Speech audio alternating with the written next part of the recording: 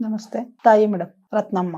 Madam ನಮ್ಗೆ ಒಂದು 4 months back ಗೊತ್ತಾಯ್ತು ಮೇಡಮ್. ಮೊದ್ಲು ಅವರು ಗಂಟಲು ನೋವು ಅಂತ ಹೇಳ್ತಾ ಇದ್ರು. ಸರಿ ಥೈರಾಯ್ಡ್ ಇರ್ಬೋದು ಅಂತ ನಾವ್ ಅನ್ಕೊಂಡಿದ್ವಿ. ಸರಿ ಚೆಕಪ್ ಮಾಡಿಸ್ಕೊ ಅಂತ ಬ್ಲಡ್ ಚೆಕಪ್ಗೆಲ್ಲ ಹೋಗಿ ಅವರೇ ಒಂಟೆಗೆ ಹೋಗಿ ಚೆಕಪ್ ಮಾಡಿಸ್ಕೊಂಡ್ ಬಂದ್ರು ಲೋಕಲ್ ಹಾಸ್ಪಿಟಲ್ ಅಲ್ಲಿ. ಆಮೇಲೆ ಸರ್ಜಾಪುರದಲ್ಲಿ ಹಾಸ್ಪಿಟಲ್ ಇದೆ ಮೇಡಮ್, ಅಲ್ಲಿ ಹೋಗಿ ತೋರಿಸಿ ಎಲ್ಲ ಸ್ಕ್ಯಾನ್ಸ್ ಎಲ್ಲ MRI ಸ್ಕ್ಯಾನ್ಸ್, ಎಂಡೋಸ್ಕೋಪಿ, ಬಯೋಪ್ಸಿ ಎಲ್ಲ ಮಾಡಿ ಬ್ಲಡ್ ಚೆಕಪ್ಸ್ ಎಲ್ಲ ಮಾಡಿ ಅಲ್ಲಿ ಕನ್ಫರ್ಮ್ ಆಯ್ತು.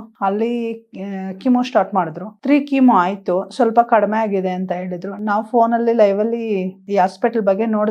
ತುಂಬಾ ಸಲ ಟ್ರೈ ಮಾಡಿದ್ವಿ, ಕಾಲ್ ಇದಾಗುತ್ತೇನೋ, ಕನ್ಸಲ್ಟೇಷನ್ ತಗೊಬೋದೇನೋ, ಟ್ರೈ ಮಾಡ್ಬೋದೇನೋ ಅಂತ. ಇವತ್ತಾಯ್ತು.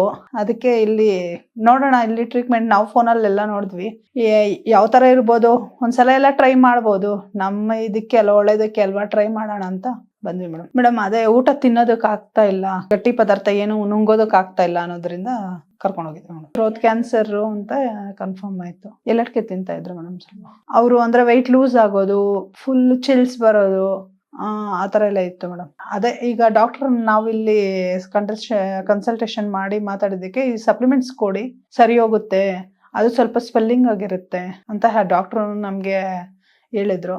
ಈಗ ಈ ಸಪ್ಲಿಮೆಂಟ್ ಕೊಟ್ರೆ ಏನೋ ಸರಿ ಹೋಗುತ್ತೇನೋ ಅನ್ನೋ ನಂಬಿಕೆ. ನೋಡೋಣ ಮೇಡಮ್.